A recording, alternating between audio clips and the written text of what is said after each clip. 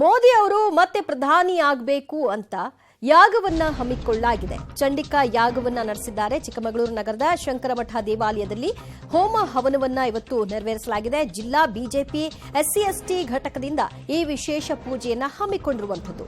ಚಂಡಿಕಾ ಯಾಗದಲ್ಲಿ ಜಿಲ್ಲೆಯ ಹಲವು ಬಿಜೆಪಿ ಮುಖಂಡರು ಕೂಡ ಭಾಗಿಯಾಗಿದ್ದಾರೆ. ಮೋದಿ ಅವರು ಮತ್ತೆ ಪ್ರಧಾನಿ ಆಗಬೇಕು, 3ನೇ ಬಾರಿಗೆ ಪ್ರಧಾನಿ ಪಟ್ಟವನ್ನು ಅಲಂಕರಿಸಬೇಕು ಅನ್ನುವಂತ ಹಿನ್ನೆಲೆಯಲ್ಲಿ ಹಲವು ಕಡೆಗಳಲ್ಲಿ ಮೋದಿ ಅವರ ಪರವಾಗಿ ವಿಶೇಷ ಪೂಜೆ ಪುನಸ್ಕಾರಗಳೆಲ್ಲವೂ ಕೂಡ ನಡೀತಾ ಇದೆ. ಅದೇ ರೀತಿಯಲ್ಲಿ ನಾವು ನೋಡ್ತಾ ಇದ್ವಿ ಈ ದೃಶ್ಯದಲ್ಲಿ ಚಿಕ್ಕಮಗಳೂರು ನಗರದ ಶಂಕರಮಠ ದೇವಾಲಯದಲ್ಲಿ ಇವತ್ತು ಹೋಮ ಹವನವನ್ನ ನಡೆಸಿದ್ರು.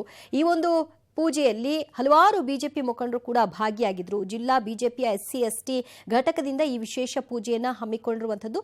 ಮತ್ತೆ ಮೋದಿ ಅವರು ಪ್ರಧಾನಿ ಆಗಬೇಕು ಅನ್ನುವಂತಹ ಏಕೈಕ ಉದ್ದೇಶದೊಂದಿಗೆ ಈ ಒಂದು ಯಾಗವನ್ನ ಹಮ್ಮಿಕೊಳ್ಳಲಾಗಿದೆ.